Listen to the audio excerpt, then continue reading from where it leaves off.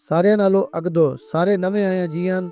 ਸਤ ਬਿਸਮਿਲ੍ਲਾ ਜੀ ਆਇਆਂ ਨੂੰ ਤੇ ਵੈਲਕਮ। ਜਿਨ੍ਹਾਂ ਮੇਰੀ ਪਿਛਲੀ ਵੀਡੀਓ ਵੇਖੀ ਉਹਨਾਂ ਨੂੰ ਬੜੀ ਚੰਗੀ ਤਰ੍ਹਾਂ ਪਤਾ ਹੈ ਪਰ ਮੈਂ ਤੇ ਬਾਬਾ ਯਾਰਾ ਕਿਹੜੀ ਬਲਾਈ ਸਿਰ ਦੇ ਬੈਠੇ ਆ।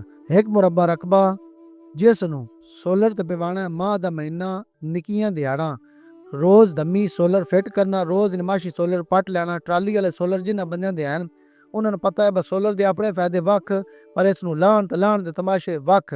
ਉੱਤੋਂ ਅਸੀਂ ਮੁਰਸ਼ੂ ਵੀ ਖੜਾ ਬਿਠੋਸ, ਕਦੀ ਸੋਲਰ ਪੁੱਠਾ ਚੱਲਦਾ ਕਦੀ ਸੋਲਰ ਸਿੱਧਾ ਚੱਲਦਾ। ਇਹਦੀ ਵੀ ਇੱਕ ਵੱਖਰੀ ਕਹਾਣੀ ਹੈ।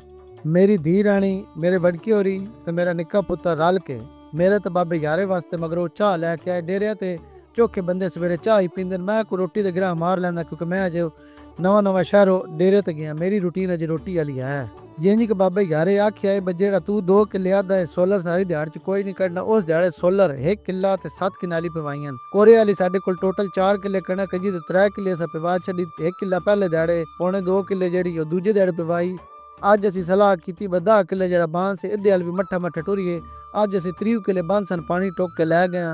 ਹੁਣ ਅੱਜ ਵੇਖਦੇ ਹਾਂ ਵੀ ਇਹ 3 ਕਿੱਲੇ ਪਵਾਉਂਦਾ ਜਾਂ ਨਹੀਂ ਪਵਾਉਂਦਾ। ਤੁਸੀਂ ਕਮੈਂਟ ਕਰਕੇ ਜ਼ਰੂਰ ਦੱਸਣਾ। ਅੱਜ ਧੁੱਪ ਚੰਗੀ ਆਈ, ਮੈਨੂੰ ਤਾਂ ਲੱਗਦਾ 3 ਕਿੱਲੇ ਪਵਾ ਛੱਡ ਸੀ ਗਿਆ। ਬਾਕੀ ਮਿਲਦੇ ਆ ਨਵੀਂ ਵੀਡੀਓ ਨਾਲ। ਆਪਣਾ ਢੇਰ ਖਿਆਲ ਰੱਖਿਆ। ਰੱਬ ਰਾਖਾ।